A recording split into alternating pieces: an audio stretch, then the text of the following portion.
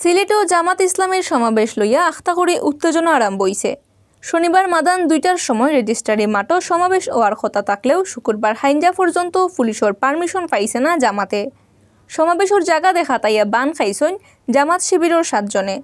তবে হেশমেশ পুলিশের পারমিশন পাওয়ার ব্যাপারে মনো আশা রাখছে জামাতে। সমাবেশের আগের দিন পর্যন্ত পারমিশন না পাওয়া আর ৭ জন নেতাকর্মী বান খাওয়ায় উত্তেজনা দেখা দিছে।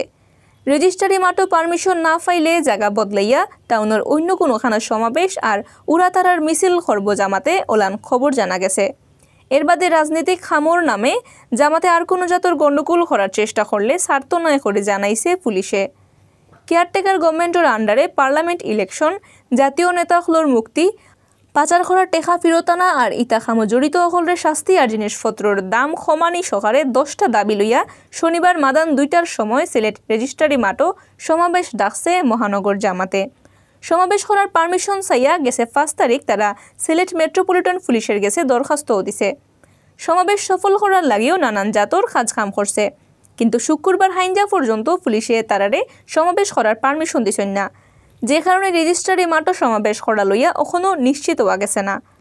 পুলিশের পারমিশন না পাইলেও জামাত শিবিরের নেতাকর্মী রেজিস্ট্রারি মাঠও সমাবেশ করতে পারবা করে আশা কররা। এবারে শুক্রবার বেলা ১১টার সময় রেজিস্ট্রারি মাঠ দেখাত গেছলা জামাত শিবিরের নেতাকর্মী। এই সময় রেজিস্ট্রারি মাঠ এলাকাত শক্ত নজর আছিল পুলিশের।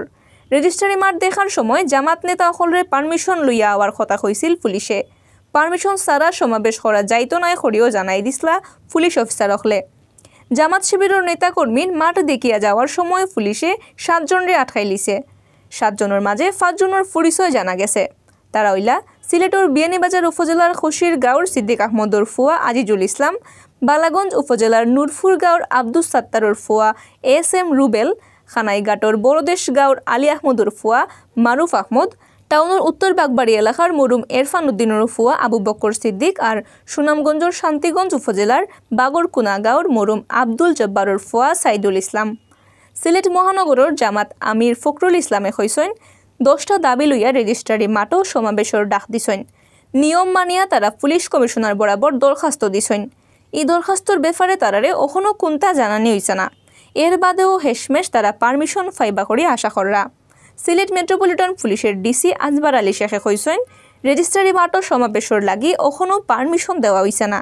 পারমিশন না পাইলে তারারে সমাবেশ করতে দেওয়া হইতো না।